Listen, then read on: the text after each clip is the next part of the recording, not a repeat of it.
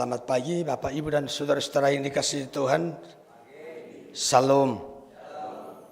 Mari kita membaca firman Tuhan untuk kita pelajari pada hari ini, terambil dari Yohanes pasal 21 ayat 1 sampai dengan ayat 14.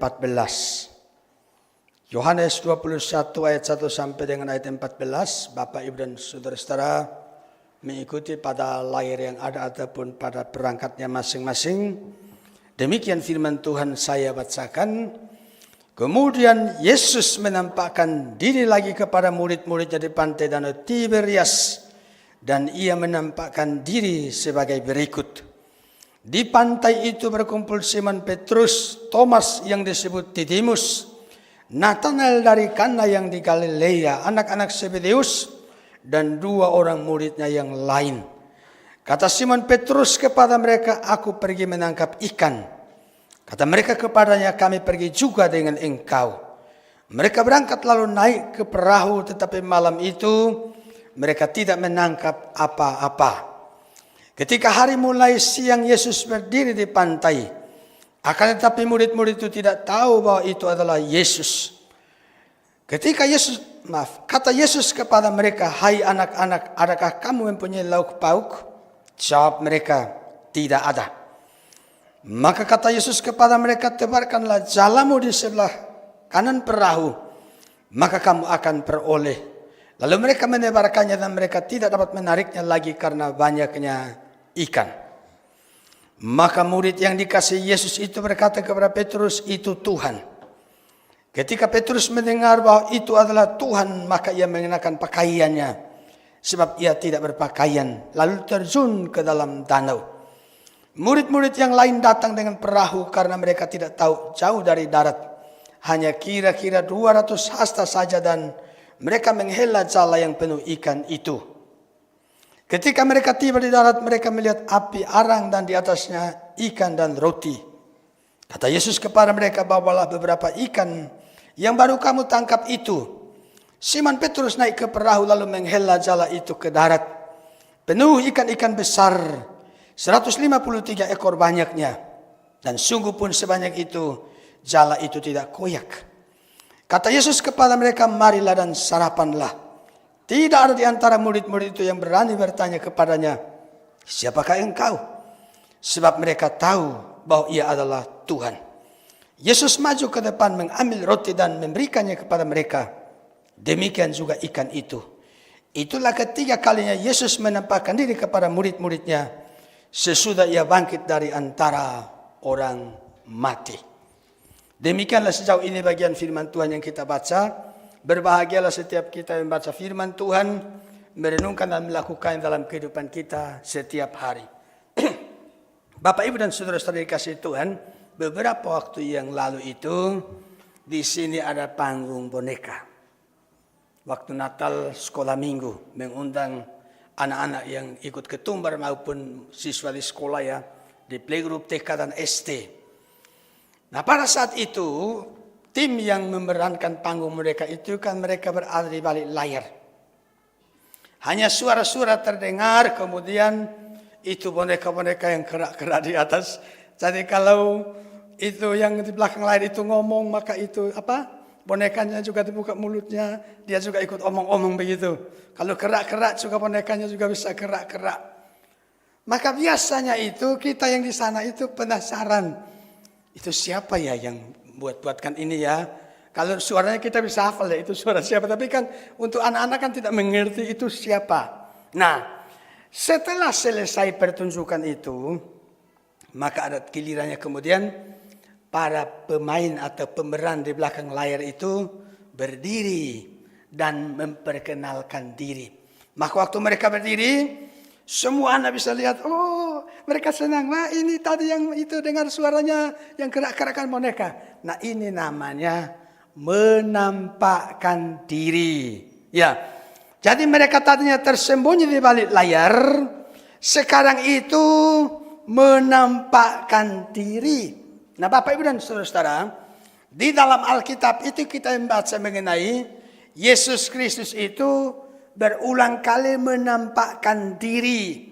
Nah, kata menampakkan ini Di dalam bahasa Alkitab bahasa Yunani dikatakan, dia gunakan kata epanerosen dari kata dasar paneroo. Itu maksudnya adalah membuat terlihat atau tersembunyi menjadi nyata, menyatakan diri atau menampakkan diri. Dan kalau di dalam bahasa Indonesia, ya kamus besar bahasa Indonesia itu menjelaskan itu artinya dapat dilihat, kelihatan, memperlihatkan diri atau muncul. Jadi Yesus Kristus itu sesudah mati di salib dan dikuburkan, murid-murid kan kemudian ya kita tahu sendiri apa yang terjadi yang Alkitab ceritakan ya. Kemudian dalam beberapa kali itu Yesus datang menampakkan diri, memperlihatkan diri kepada murid-muridnya. Nah, saudara-saudara, penampakan diri daripada Tuhan Yesus sesudah kebangkitannya itu bukan sekedar untuk memperlihatkan diri, ya, tetapi memiliki alasan-alasan krusial bagi iman Kristen yang mencakup baik tujuan teologis maupun tujuan pastoral yang mendalam. Ini dua hal sangat penting ya. Ada tujuan teologis maupun tujuan pastoral. Nah, apakah itu? Nah, saya kira kita perlu memperhatikan mengapa sesudah bangkit itu Yesus harus menampakkan diri. Ada beberapa poin saya catat di sini. Dia menampakkan diri itu tujuannya adalah membuktikan kepada murid-muridnya bahwa dia itu betul-betul sudah bangkit dari antara orang mati, membuktikan kemenangannya atas kematian, membuktikan bahwa memang dia sudah kalahkan maut. Makanya Paulus mengatakan, hai maut, di manakah seingatmu? Hai maut, di manakah kemenanganmu? Memang sudah dikalahkan oleh Tuhan Yesus. Jadi Paulus seolah berdiri berhadapan-hadapan dengan satu kekuatan tertentu. Paulus, di mana kemenanganmu? Di mana sengatmu? Di ayat 57 daripada bagian ayat itu mengatakan, tetapi syukur kepada Allah yang telah memberikan kepada kita kemenangan oleh Yesus Kristus. Jadi Yesus menampakkan diri kepada murid-murid itu, membuktikan kepada muridnya bahwa dia betul-betul sudah bangkit, sudah mengalahkan kematian, dan kebangkitannya itu betul-betul bangkit yang sesungguhnya karena perlihatkan tubuh fisiknya itu. Tubuh lahirnya itu diperlihatkan. Dan ini sekaligus membuktikan bahwa perkataannya itu benar. Kan berulang-ulang dia beritahu muridnya, sesudah dia mati dia akan bangkit. Hari ini dia perlihatkan diri, saat itu ya perlihatkan diri maksudnya supaya murid-murid yakin bahwa apa yang dia katakan itu benar adanya. Sekaligus di sini bicara mengenai Yesus itu memberikan semacam jaminan mengenai kebangkitan daripada muridnya, kebangkitan daripada para pengikutnya. Dan ini kalau tadi kita perhatikan mempunyai tujuan pastoral. Ya kalau yang saya ucapkan tadi itu mengenai tujuan teologisnya, meyakinkan betul-betul dia sudah hidup, dia menang. Kalau bicara mengenai tujuan pastoral, dia hendak memulihkan murid-muridnya. Mereka kan sedih, betul atau tidak? Sesudah pemimpinnya itu ditangkap dan disalib, mereka sangat sedih. Bukan hanya sedih, tapi mereka takut. Makanya itu, waktu Yesus disalibkan, lari mereka. Kemudian Yesus bangkit, Yesus datang. Mereka ada di ruangan yang pintunya tertutup, rapat itu dikunci. Kenapa seperti itu? Karena takut. Murid-muridnya sedang ketakutan. Yesus datang memberikan damai sejahtera bagimu. Yesus menenangkan mereka dan seterusnya. Kemudian kita ingat Thomas yang ragu-ragu itu pun lalu dipulihkan oleh Tuhan Yesus. Dia juga mau tunjukkan kepada murid-murid bahwa dia mengasihi mereka. Walaupun mereka sudah melarikan diri. Ya, Yesus tidak kemudian berhenti mengasihi mereka. Mereka sudah pernah mengecewakan dirinya. Di saat di mana Yesus paling membutuhkan dukungan mereka, mereka justru melarikan diri. Sekarang giliran Yesus bangkit, dia datang mencari mereka. Ini kan arti Yesus betul-betul mengasihi murid-muridnya itu, bukan? Dia mengasihi murid-muridnya dengan penuh kesetiaan. Dia setia kepada mereka, bahkan yang paling memprihatinkan itu seperti Petrus itu. Siang-siang dia bilang, Tuhan walaupun semuanya lari, aku tidak akan lari. Kalaupun harus mati, aku siap untuk mati bersamamu. Tapi apa yang terjadi di malam itu? Dia ditanya, sampai 3 kali dia bilang apa? Sumpah, aku tidak kenal orang itu. Sungguh bertolak belakang dengan omongannya tadi siang, bukan? Tadi siang bilang, walaupun harus mati, aku siap mati bersamamu. Dan sekarang dia bilang, aku tidak kenal orang itu. Sumpah begitu, dia nggak kenal. Saat itulah ayam berkokok. Yesus menoleh melihat dia dan dia menangis. Tanda menyesal. Dia itu sungguh-sungguh menyesali akan tindakannya menyangkal Yesus. Nah, perhatikan. Petrus yang sudah menyangkal Yesus ini. Sesudah Yesus bangkit, orang itu dicari. Coba kalau itu orang guru yang umumnya. Mungkin dia bilang apa? Ngapain dicari orangnya seperti itu? Nanti kalau dia ikut saya juga besok juga bakal begitu. Yesus tidak begitu. Ya, dia sudah pilih orang ini menjadi muridnya. Dia sudah rencanakan seperti apa masa depan pekerjaan melalui orang ini. Sesudah bangkit dia datang, dia cari mereka. Bahkan Thomas yang itu tidak mau percaya pun ditangani dengan baik oleh Tuhan Yesus. Dia tidak mau percaya, dia bilang semua aku melihat sendiri paku itu, memegangnya itu. Mengulurkan tanganku, mencucukkan tanganku, itu memegang itu bekas paku, bekas tombak. Sekali-kali aku tidak percaya. Yesus datang penuhi permintaan, dia bilang Thomas ini tanganku ada bekas paku, ini lambungku ada bekas tombak. Thomas kan berkata bahwa ya Tuhanku dan Allahku. Nah ini Yesus laksanakan tindakan pastoral. Menangani murid-muridnya dengan teliti. Orang per orang ditangani dengan baik. Maka disitulah tujuan mengapa Tuhan Yesus harus menampakkan diri dari setelah dia bangkit dari antara orang mati. Sekaligus Bapak Ibu dan Saudara, dia meneguhkan identitasnya sebagai Mesias. Di mana sebagai Mesias itu dia harus mati dan bangkit dan dia sekarang sedang persiapkan murid-muridnya. Lewat penampakan diri itu, persiapkan murid-muridnya kan sebentar lagi mereka harus bersaksi mengenai kehidupan, pelayanan, kematian dan kebangkitan daripada Yesus Kristus. Bapak Ibu dan Saudara, sekarang saya ajak kita pikirkan hal yang berikut mengenai bagaimana cara Tuhan Yesus meyakinkan murid-muridnya ia benar-benar sudah bangkit. Karena tidak gampang. Mereka tidak mau percaya. Termasuk si Thomas itu. Bagaimana caranya itu? Coba saya ada baca di sini, tulis di sini. Nah ini. Menampakkan diri kepada murid-muridnya berulang kali. Yesus melihat bahwa kalau hanya satu kali ini enggak cukup. Salah-salah mereka pikir, ini cuma apa mungkin kita lagi berhalusinasi itu apa begitu. Maka dia datang berulang kali sehingga di ayat 1 itu mengatakan kemudian Yesus menampakkan diri lagi. Iya, bisa ditampilkan ayat 1? Iya, minta tolong yang di tim di audio bisa. Ini ayat 1. Kemudian Yesus menampakkan diri lagi. Nah, perhatikan baik-baik. Di situ ada kata lagi. Lagi berarti sebelum ini sudah ada peristiwa Yesus menampakkan diri. Sekarang dia tampakkan diri yang berikutnya. Maka di situ gunakan kata lagi. Maka kemudian di ayat 14 menjelaskan. Itulah ketiga kalinya. Dulu sudah pernah 1 kali. Kemudian 2 kali. Sekarang 3 kali. Kalau secara keseluruhan dalam kitab suci itu. Kira-kira kalau tidak salah ingat itu 10 kali itu. Ulang-ulang dia nampakkan diri. Ulang-ulang dia nampakkan diri. Ulang-ulang dia nampakkan diri. Kenapa ulang-ulang seperti itu? Supaya murid-muridnya itu betul-betul yakin bahwa Yesus sudah bangkit. Tuhan betul-betul sabar dalam menuntun itu murid-muridnya. Tuhan itu sabar dalam menuntun umatnya.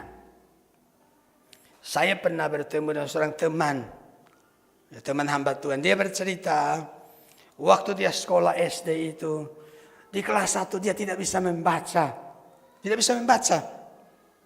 Sampai di kelas 2 pun masih susah membaca. Teman-temannya itu bisa membaca dengan mudah, menulis dengan mudah, kemudian mereka selesaikan tugasnya. Sementara dia itu sangat kesulitan menulis, sangat kesulitan membaca. Tapi dia bilang, saya terkesan dengan guruku katanya. Guruku itu orangnya sabar. Jadi walaupun saya itu sangat sulit diajari, sulit sekali saya bisa belajar menulis membaca. Teman-teman saya keluar, guru saya itu dengan sabar. Dia menuntut saya perlahan-lahan. Puji Tuhan, berkat kesabaran guru saya itu, sekarang akhirnya saya bisa jadi hamba Tuhan. Bisa membaca firman Tuhan, bisa menulis, menjelaskan firman Tuhan, lain-lain sebagainya. Nah, bicara mengenai kesabaran daripada guru ini, menangani muridnya tadi yang kesulitan dalam membaca, ini menggambarkan Tuhan Yesus. Murid-murid itu ditangani dengan berulang-ulang. Ulang-ulang menampakkan diri. Tujuannya apa sih? Supaya murid-muridnya itu kelak menjadi pribadi-pribadi yang menjadi saksi yang efektif. Karena sering saya mengatakan saksi yang baik itu adalah saksi yang mengerti persis peristiwanya. Ya, saksi yang baik bukan mendengar dari pihak lain, ada orang kedua atau siapa itu, ada orang pertama ya. Saksi yang baik itu harus orang yang betul-betul menyaksikan peristiwanya dan itu jelas bagi dirinya. Nah kalau mereka tidak mengerti dengan baik terus pergi bersaksi, saudara-saudara, Yesus sudah mati di salib terus dikuburkan. Katanya dia sudah bangkit, kata orang-orang dia sudah bangkit. Ini meyakinkan atau tidak beritanya? Katanya siapa? Ya kata orang-orang. Nah, kamu sendiri tahu nggak? Ya nggak tahu. Ya siapa mau percaya pembawa berita seperti itu? Tapi di sini Yesus berulang-ulang menampakkan diri supaya mempersiapkan mereka dengan baik. Kemudian poin yang kedua, apa yang dia lakukan itu? Di situ dikatakan ia menampakkan diri dengan beragam cara dan di berbagai tempat. Ini ada dua hal di sini. Bisa diklik yang berikutnya. Ya, menampakkan diri dengan beragam cara dan di berbagai tempat. Di rumah dengan di kamar yang itu pintunya terkunci. Yang kita baca hari ini ada di pantai. Lain waktu dalam perjalanan ke Emmaus. Ya. Jadi dengan beragam cara juga di berbagai tempat itu. Kenapa dia lakukan ini?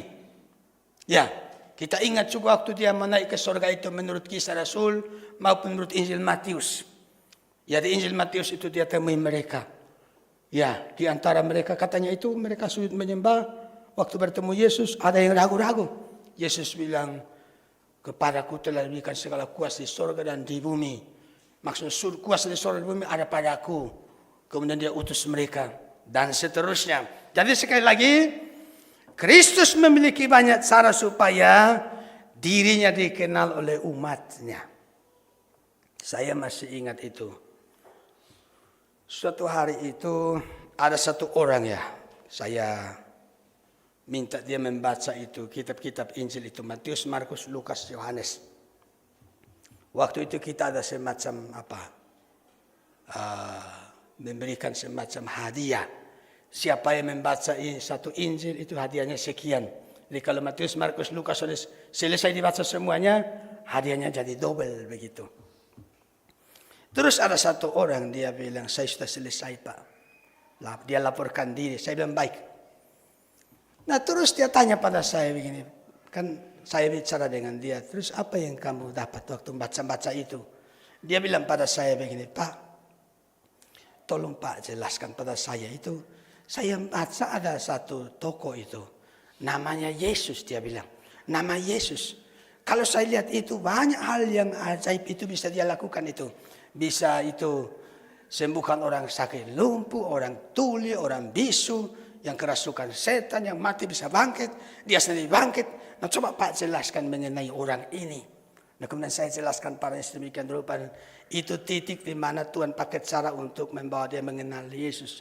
Yang saya mau katakan di sini apa? Saya kira kita yang sedang dengar firman Tuhan ini juga begitu kok. Cara kita mengenal Yesus kan boleh dikatakan macam-macam itu. Orang bisa mengenal Yesus mungkin dulu lewat orang tua kita, mungkin lewat guru kita, mungkin lewat teman kita, mungkin lewat tetangga kita. Atau banyak cara Tuhan bisa pakai untuk kemudian berita mengenai Yesus Kristus sampai kepada kita dan kita kemudian mengenal dia dalam hidup ini. Jadi maksudnya dalam poin ini ialah Yesus itu punya banyak cara membawa murid-muridnya itu bisa mengenal dia dengan baik. Nah, Bapak Ibu dan Saudara-saudara, sekarang poin yang ketiga itu, ya, tidak dalam teks ini tapi saya ambil bagian yang lain. Ia membuka pikiran mereka untuk mengerti kitab suci yang berbicara mengenai kematian dan kebangkitannya. Saya kutip ayat di sini, Lukas 24 ayat 44 sampai 46. Bisa diklik sekali lagi. Ia berkata kepada mereka, inilah perkataanku yang telah kukatakan kepadamu ketika aku masih bersama-sama dengan kamu. Yakni bahwa harus dikenapi semua yang ada tertulis tentang aku dalam kitab Taurat Musa dan kitab Nabi-Nabi dan kitab Mazmur. Lalu ia membuka pikiran mereka sehingga mereka mengerti kitab suci. Katanya kepada mereka ada tertulis demikian, Mesias harus menderita dan bangkit dari antara orang mati pada hari yang ketiga. Nah ini Ya, menurut Injil Lukas itu dicatat saat Yesus datang memperlihatkan diri pada mereka. Dia menampakkan diri pada mereka, murid-murid masih bingung. Ya, dia menjelaskan apa yang terus dalam kitab suci mengenai dirinya, kemudian membuka pikiran mereka. Maksud membuka pikiran mereka di sini adalah supaya murid-murid mengerti. Maka begini Bapak Ibu dan Saudara, supaya orang kenal Tuhan dengan baik, memang kita harus belajar firman Tuhan. Tapi mari dengarkan ya. Saat mendengar firman Tuhan itu atau membaca firman Tuhan, bisa mengerti dengan baik. Nah di situ kita butuh anugerah Tuhan. Makanya kalau misalkan mendengar firman Tuhan kan biasanya diawali dengan berdoa dulu. Betul atau tidak? Kalau kita baca renungan garam keluarga kan juga begitu toh. Atau ada yang bangun langsung baca. Kan berdoa dulu. Minta pimpinan Tuhan, pertolongan Tuhan. Supaya mengerti. Nah saya kemarin membaca itu. Ada orang itu tulis di Facebook itu. Ada suami istri yang dikunjungi pendeta ke rumahnya. Dikunjungi pendeta. Di atas meja ruang tamu itu, setelah pendeta pulang, uang 1 juta hilang. Padahal uang itu mau diberikan pada pendeta yang sedang berkunjung itu. Mulai hari itu mereka putuskan tidak mau ke gereja. Karena itu pendeta pencuri. Dia datang ke rumah kita, uang kita 1 juta di atas meja dia ambil. Mereka tidak mau ke gereja lagi. Nanti sudah lama-lama baru tahu-taunya ketemu pendeta itu. Terus pendeta bilang, oh lama tidak ketemu ya, kenapa ya kok tidak ke gereja? Terus mereka terbuka, maaf ya Bapak Pendeta. Waktu Bapak datang ke rumah kami itu ternyata uang kami 1 juta di atas meja itu hilang. Pendeta bilang apa? Oh, waktu kita di rumahnya itu, memang saya lihat uang 1 juta di atas meja. Tapi saya takut kalau kesenggol 1, uangnya saya ambil, saya masukkan di Alkitabnya yang di atas meja itu. Ketahuan kan, selama ini mereka nggak pernah buka Alkitab. Betul atau tidak? Jadi uangnya pendetanya takut kalau jatuh diambilkan, masukkan di Alkitab. Mereka pikir pendetanya yang curi uangnya. Padahal uang ini taruh di Alkitab supaya nggak jatuh. Jadi di sini kita lihat satu, mereka sudah negatif pada pendeta. Padahal pendeta nggak mencuri. Tapi yang kedua, mereka nggak membaca Alkitab. Buktinya uangnya di Alkitab nggak kelihatan kok. Betul atau tidak? Berapa banyak orang Kristen tiap hari bisa baca Alkitab itu? Sebagian orang bilang, aku sudah tahu. Dulu waktu kita kuliah itu pernah ada teman tanya pada Pak Hananiel yang merintis Elios ini. Bapak, kalau misalnya kita ini membaca renungan dalam keluarga begitu, terus ternyata ayatnya itu sudah kita hafal kisahnya. Misalnya itu tentang Sakeus. Kan kisahnya kita sudah tahu kan, Yesus masuk kota Yeriko, ada orang yang melihat Yesus, tapi badannya pendek, dia naik pohon, Yesus bilang turun, aku mau ke rumahmu, dan seterusnya. Boleh atau tidak Pak, ayatnya tidak usah kita buka, tidak usah kita baca lagi, karena kita sudah hafal. Langsung saja kita baca penjelasannya. Bapak Ibu Saudara, saya juga kaget dengar itu jawaban Pak Hananiel. Dia bilang apa? Itu tandanya orang sombong rohani. Merasa sudah tahu, maka hati-hati ya. Dengar khotbah, yang dibicarakan aku sudah tahu semua, aku sudah mengerti. Hati-hati. Kita sungguh rendah hati, membuka diri untuk mendengarkan firman Tuhan. Itu yang paling penting karena memang itu firman Tuhan itu banyak hal bisa kita dapatkan di sana. Alkitab bilang firman itu pelita bagi kakiku dan terang bagi jalanku. Tapi Alkitab suka menulis bahwa berbahagialah mereka yang baca, yang mendengarkan, yang merenungkan, melakukan firman Tuhan. Jadi mau jadi orang yang hidupnya bahagia, tidak ada cara yang lain kecuali baca firman Tuhan. Renungkan firman Tuhan, lakukan firman Tuhan, pasti hidupnya bahagia. Amin. Kan ada suami istri yang naik sepeda pancal itu. Suami di depan, istri di belakang itu. Suaminya mengayuh sepeda sampai keringatan, panas-panas itu. Di jalan yang lain sebelah sana itu ada suami istri naik mobilnya mewah. Suaminya nyetir. Yang naik sepeda bilang, waduh betapa bahagianya suami istri itu ya. Mereka nggak kepanasan, bisa duduk-duduk mobil yang bagus. Tapi yang dalam mobil bilang apa? Wah betapa bahagianya suami istri itu ya. bisa naik sepeda berdua, satu depan satu di belakang. Bahagianya hidup mereka. Sekarang coba dengarkan. Yang mana yang bahagia? Yang di sini atau yang di sana? Wong sini bilangnya sana yang bahagia. Sana bilang sini yang bahagia. Terus yang bahagia itu aslinya yang mana? Tergantung bagaimana menjalani hidup ini. Menunggu kaya raya mau baru bahagia terus. Ya kalau belum mati bisa kaya raya. Kalau nggak kaya raya terus kapan bahagianya? Maka supaya bahagia itu, mari kita dengarkan firman Tuhan, renungkan firman Tuhan, lakukan dalam hidup ini. Kita bisa bahagia dalam hidup ini. Amin. Nah, sekarang saya tiba pada bagian terakhir, ya, membahas mengenai apa yang tertulis teks ini ya. Mari kita lihat bagaimana cara Tuhan menampakkan diri dan membuat murid-murid mengenal dirinya dalam teks ini ya. Sesuai dengan temanya itu. Mereka tahu ia adalah Tuhan. Kemarin itu agak panjang kalimatnya. Sebab mereka tahu bahwa ia adalah Tuhan. Sebabnya saya hilangkan. Bahwanya saya hilangkan biar lebih gampang. Ya, mereka tahu ia adalah Tuhan. Ini artinya misinya berhasil bukan? Betul atau tidak? Tadinya kan mereka tidak tahu itu siapa. Mereka nggak tahu kalau itu Tuhan. Nanti ada ayatnya kita lihat. Mereka nggak tahu kalau itu Tuhan. Waktu Yesus baru datang. Tapi di akhir ayat ini mengatakan mereka tahu ia adalah Tuhan. Itu artinya ibarat sepak bola itu Yesus sudah cetak gol. Misinya berhasil. Dari tidak tahu menjadi tahu. Itu maksudnya. Nah mari kita lihat bagaimana Yesus menangani murid-murid dalam bagian ini. Ayat 1 mengatakan, kemudian Yesus menampakkan diri lagi kepada murid-muridnya di pantai Danau Tiberias. Dan ia menampakkan diri sebagai berikut. Nah, poin pertama itu menampakkan diri di pantai saat murid-murid sedang tangkap ikan. Sebenarnya, kenapa pilih tempat ini? Di tempat ini ada kenangan. Nanti di bagian berikut saya jelaskan kenangan apa. Tapi, sebagian murid kan para nelayan di Galilea itu kan. Dulu sebelum itu Yesus mati, mereka sering ada di situ. Maka Yesus tahu mereka ada di sana. Dia datang di saat mereka sedang ada di tempat itu. Maka pantai Tiberias tentu saja merupakan sebuah tempat yang sering mereka datangi sebelumnya bersama Yesus. Dan Yesus kan sudah berkata pada murid-muridnya, sesudah bangkit kan, Injil Matius bilang kepada Maria Magdalena, pergi katakan pada saudara-saudaraku. Dia rencanakan mengagendakan pertemuan di Galilea. Dan ini sedang digenapi. Ya. Markus juga mencatat 14 ayat 28. Akan tapi sesudah aku bangkit, aku akan mendahului kamu ke Galilea. Ya, jadi Yesus mengagendakan. Ini maksudnya, Tuhan Yesus itu inisiator dari pertemuan ini. Dia menginisiasi secara sukarela itu. Menyatakan diri, memperlihatkan diri. Bukan sekedar kebetulan terlihat. Pas murid-murid sudah kebetulan pas lewat terus terlihat. Bukan itu.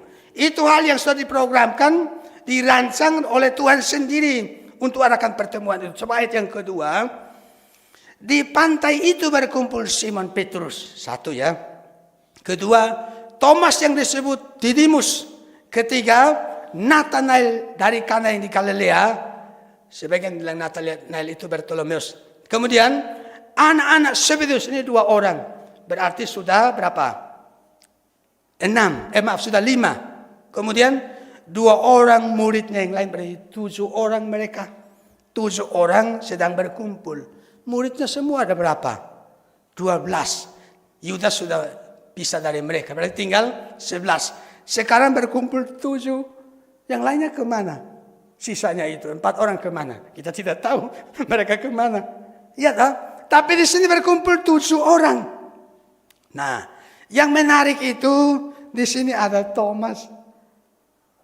Ya toh? Dalam peristiwa sebelum satu peristiwa kan Thomas tidak ada. Dia kemana? Kita tidak tahu. Tapi di sini dia ada. Ada Thomas. 7 murid bersama-sama. Ini baik. Memang Tuhan menghendaki itu anak-anak Tuhan itu ada persekutuannya. Ada persekutuan, ada komunitas. Bisa bersama-sama saling menguatkan, saling membangun, saling menghibur dan lain sebagainya. Tidak boleh menyendiri seperti orang kasih gambaran kayu bakar itu. Membuat api unggun. Kalau kayunya terpisah jadi satu-satu, bisa bagus api unggunya? Tidak. Harus disatukan. Ya, ada persekutuan, ada komunitas yang bisa menjadi wadah untuk bertemu. Makanya itu kalau kita baca dalam itu peristiwa Daniel dengan teman-temannya mau dihukum mati. Karena mimpi Nebukadnezar itu tidak bisa dijelaskan oleh orang-orang bijaksana di sana. Apa yang Daniel lakukan? Sesudah dengar itu, dia menghadap raja untuk perjelas beritanya. Katanya itu dia pulang, kasih tahu kawan-kawannya. Beritahu kawan-kawannya untuk apa? Berdoa bersama kepada Tuhan. Dan betul, kasih tahu kawan-kawan yang Sadrak, Mesak, Abednego itu berdoa bersama dan dikatakan Tuhan memberitahu itu. Menyingkapkan itu kepada Daniel, pun bisa mengatasi persoalan. Jadi bersama-sama itu penting. Bersama-sama, makanya di grup gereja kan kadang-kadang siapa mau apa operasi atau siapa sakit apa, siapa yang berduka. Dan di situ kita saling mendoakan kan, saling menguatkan. Betul atau tidak? Seperti itu. Kadang bahkan ada yang ulang tahun, kita ucapkan selamat ya, selamat ya. Ada yang kirim kue. Iya toh, kirim kue di WA itu ya, kirim kue. Selamat ulang tahun ya, ada lilin-lilinnya. Komunitas itu penting dan di sini murid-murid 7 orang sedang bersama-sama. Coba lihat ayat 3. Bagaimana prosesnya mereka bisa ada di pantai itu. Kata Simon Petrus kepada mereka, aku pergi menangkap ikan. Nah ini, Petrus yang memulai. Dia bilang pada yang lain, aku mau pergi menangkap ikan. Terus yang lain bilang apa? Coba, kata mereka kepadanya, kami pergi juga dengan engkau. Dia bilang, aku mau pergi menangkap ikan. Yang kami juga ikut. Ya toh? Lalu katanya mereka berangkat lalu naik perahu dan seterusnya. Jadi kenapa Petrus mendahului ya?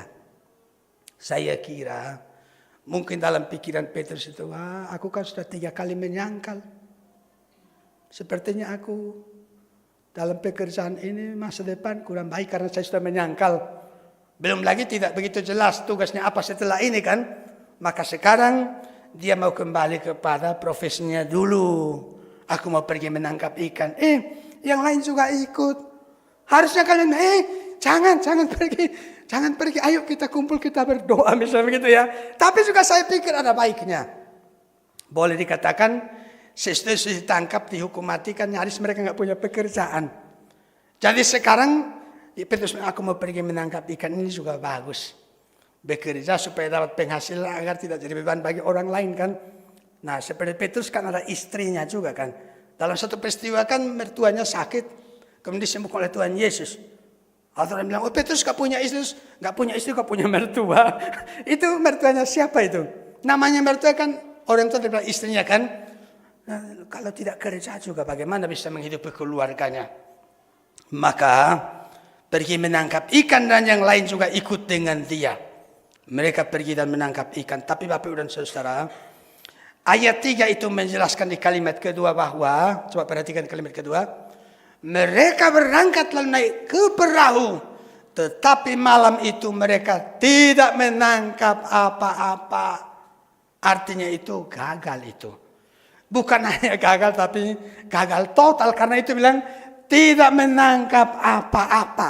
Jadi satu ekor kecil pun tidak ada yang ditangkap. Maksudnya itu ya gagal total.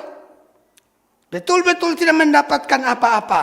Nah ini menjadi pelajaran bagi kita bahwa kerja keras tanpa Kristus itu sia-sia.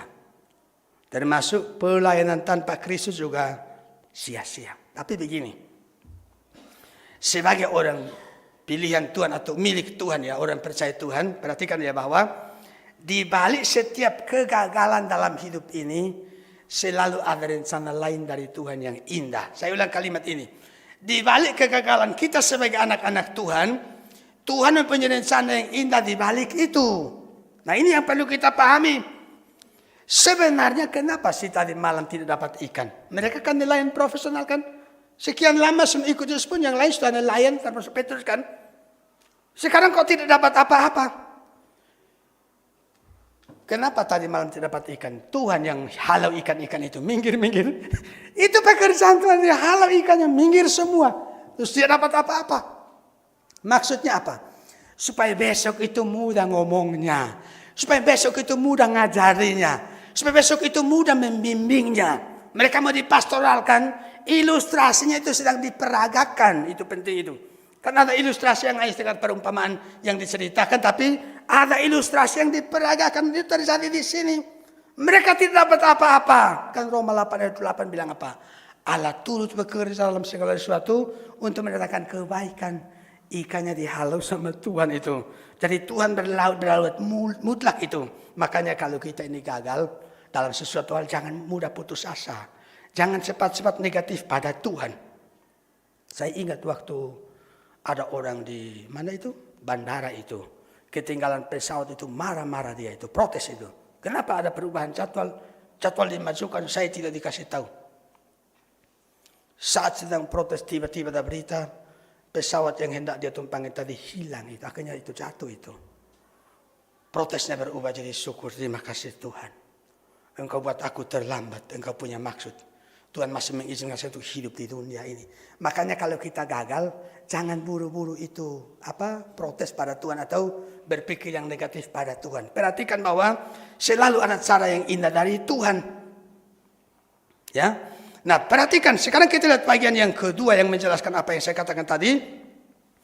Ia menunjukkan kasih dan kepeduliannya pada muridnya. Ayat 4. Ketika hari mulai siang, Yesus berdiri di pantai. Akan tapi murid-murid ini itu tidak tahu bahwa ia adalah Yesus. Dia datang itu, kata mereka tidak tahu. Makanya temanya di bagian bawah baru bilang, sekarang mereka tahu. Tadinya tidak tahu. Kenapa mereka tidak tahu ya? Untuk pertanyaan ini, tadi malam saya baca tulisnya Pak Pendeta Budi Asali. Kenapa mereka tidak tahu? Pak Budi Asali bilang, karena hari masih pagi. Tidak terlalu jelas terlihat itu. Kemudian yang kedua, mereka terlalu jauh. Ayat 8 bilang, jaraknya 200 hasta. Ya kurang lebih 90 atau 91 meter ya. Agak jauh itu. Jadi mereka tidak tahu kalau itu Tuhan. Terus yang ketiga, kenapa mereka tidak tahu? Karena mereka tidak berharap untuk bertemu dengan dia. Dan mereka tidak memandang dengan sungguh-sungguh kepadanya. Jadi entah siapa-siapa yang gak peduli. Mereka tidak berharap bertemu dengan dia. Makanya mereka tidak tahu. Tapi sebenarnya Bapak dan Saudara, Yesus datang saat mereka sedang gagal. Yesus hadir untuk menolong. Dia lebih dekat daripada apa yang mereka mampu pikirkan. Itulah Tuhan. Ya, seringkali kan kita merasa, Tuhan gimana aku nggak ditolong dan lain sebagainya. Coba ayat yang kelima. Kata Yesus kepada mereka, hai anak-anak, adakah kamu mempunyai lauk pauk? Mereka sedang gagal toh. Tidak menangkap apa-apa di ayat yang tadi. Datanglah Yesus. Hai anak-anak, ini kan sapaan akrab toh. Hai anak-anak, adakah kamu mempunyai lauk pauk?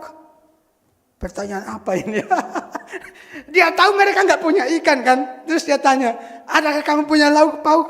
Nah untuk pertanyaan ini, sebenarnya Tuhan tahu atau tidak sih mereka tidak punya lauk pauk?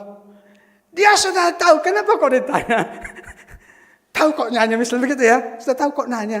Dia sudah tahu tapi mereka tanya. Mengapa dia tanya mereka? Tuhan mau mendengar langsung dari omongan mereka. Apa yang jadi kebutuhan, kesulitan mereka. Itu cara kerja Tuhan ya. Kadang-kadang kita jumpai dalam Alkitab waktu dia datang ke kota Yeriko, ada orang buta namanya Bartimeus teriak-teriak, Yesus anak Daud, kasihilah aku. Orang-orang bilang, diam, jangan mengganggu, jangan ganggu, diam kamu. Dia teriak makin keras, Yesus anak Daud, kasihilah aku. Yesus berhenti, bawa dia ke sini, bawa datang padanya Yesus itu. Injil Markus mencatat begini. Markus 10 ayat 51 itu Yesus bilang begini. Apa yang kau kehendaki supaya aku perbuat bagimu? Ditanya. Bartimeus dengan cepat bilang, Rabuni, supaya aku dapat melihat. Kemudian dia disembuhkan oleh Tuhan Yesus. Nah maksudnya apa di sini? Ada satu ayat di Filipi 4 ayat 6 bilang, janganlah hendaknya kamu khawatir tentang apapun juga, tapi nyatakan dalam segala hal keinginanmu kepada Allah dalam doa dan permohonanmu dengan ucapan syukur. Tuhan inginkan kita berdoa. Kalau doa itu terus terang. Apakah kamu punya lauk pauk? Mereka bilang apa? Mereka bilang, maaf, tidak rumit itu ceritanya. Mereka bilang, ya memang tadi malam kau sudah berusaha sih, tapi enggak dapat. Tidak. Langsung jawab dengan jujur. Yesus bilang, hai anak-anak, adakah kamu mempunyai lauk pauk? Jawab mereka, tidak ada. Jawab dengan tepat dan jelas. Singkat padat jelas itu. Lalu apa yang Yesus lakukan? Ya sudah, kalau kamu enggak punya, pulang kamu. Misalnya begitu ya. Tidak. Yesus kasih solusinya. Solusinya bagaimana? Ayatnya mengatakan, maka kata Yesus kepada mereka, tebarkanlah jalamu di sebelah kanan perahu, maka kamu akan beroleh. Ini kan perintah sekaligus ada janjinya. Suruh tebarkan jala, lalu akan beroleh. Kemudian kalimat berikut, lalu mereka menebarkan jalannya dan mereka tidak dapat menariknya lagi karena banyaknya ikan. Di tangan Tuhan memang tidak ada yang mustahil. Amin. Iya. Tadi malam dia halau ikan-ikan itu, sekarang dia kumpulkan ikan-ikan itu. Masuk semua dalam itu jalannya murid-murid itu. Hari Jumat kemarin itu, di pastori kita ada masalah. Pagi-pagi itu, Sanyo dihidupkan, air tidak keluar. Ya hidup dia, tapi airnya tidak keluar. Mau buat bagaimana? Kesulitan kan? Hari libur lagi, mau cari tukang bagaimana? Mau butuhkan air juga mau buat bagaimana? Di belakang kan semuanya jadi macet karena tidak ada air. Nah kemudian teringat dulu itu di dekat sini ada satu tukang yang kadang-kadang bantu kita. Mau hubungi Pak Kris juga, ini hari libur mungkin tukangnya juga libur. Akhirnya kita hubungi yang ini, yang tukang dekat ini. Puji Tuhan, dia, oh ya nanti 7:30 datang. Nah 7:30 datang dia. Apa yang dia lakukan? Dia datang, itu Sanyo dihidupkan. Dia dengar sebentar. Terus dia langsung buat kesimpulan, ini masuk angin ini, Sanyonya ini. Terus dia putar sedikit, anginnya keluar, dia tutup lagi terus ngalir airnya. Saya belajar sesuatu di situ. Di tangan ahlinya bisa gampang. Tapi kita yang tidak mengerti, bingung itu. Nah perhatikan di sini, murid-murid kerja sepanjang malam tidak dapat apa-apa. Yesus datang langsung dapat yang banyak. Itu dia, itu ahlinya. Maka Bapak dan Saudara, saya tidak tahu hari ini kita yang sedang kebaktian yang dengar firman Tuhan ini sedang kesulitan seperti apa. Tapi di sini kita belajar, mari kita serahkan pada Tuhan. Amin. Ada ayat mengatakan serahkanlah kekhawatiranmu padanya, ia memelihara. Serahkan pada Tuhan. Dan singkat cerita, melalui peristiwa ini, ya bukan hanya itu. Yesus itu sesudah mereka dapat ikan, ajak mereka ke pantai. Di pantai sudah ada roti, sudah ada ikan. Ya, mereka persilahkan mereka untuk datang ke pinggir pantai itu, ada roti dan ikan, bisa makan sambil bercakap-cakap. Nah disitulah murid-murid kemudian dikatakan mereka tahu. Tadinya tidak tahu, sekarang sudah tahu. Nah, kemudian sebagai ayat terakhir, saya ajak kita lihat ya, memang ada beberapa poin, saya tidak cukup waktu untuk membahasnya dengan detail. Tapi saya baca di ayat yang ke-13 itu, di situ dikatakan begini. Kata Yesus kepada mereka, marilah dan sarapanlah. Tidak ada di antara murid-murid itu yang bertanya kepadanya, siapakah engkau? Sebab mereka tahu ia adalah Tuhan. Itu ayat 12 ya. Sekarang ayat 13. Yesus maju ke depan mengambil roti dan memberikannya kepada mereka. Demikian juga ikan itu.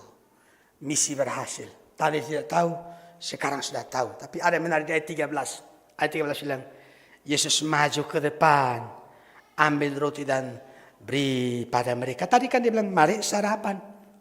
Mari sarapan. Mari sarapan, harusnya kan mereka datang terus ngambil kan? Ini tidak. Ayat 13 bilang, Yesus maju, ambil roti dan beri pada mereka. Ini bicara mengenai apa sih? Melayani murid-muridnya. Orang-orang yang tanda petik itu tidak gampang diatur itu ya. Ya, dia layani mereka. Semuanya bagian daripada membawa mereka makin mengenal dia, bawa mereka untuk kemudian sungguh-sungguh mengerti dengan baik. Mereka boleh pulihkan dan kelak bisa dipakai oleh Tuhan untuk melaksanakan pekerjaannya. Maka hari ini Bapak dan Saudara, Kiranya lewat kita mendengarkan firman Tuhan di setiap kali kebaktian seperti itu dalam itu perenungan kita saat membaca Alkitab, membawa kita makin mengenal Tuhan. Sesudah kita kenal Tuhan, mari berdiri melayani Tuhan. Tuhan sudah melayani kita terlebih dahulu. Tuhan berkati. Amin.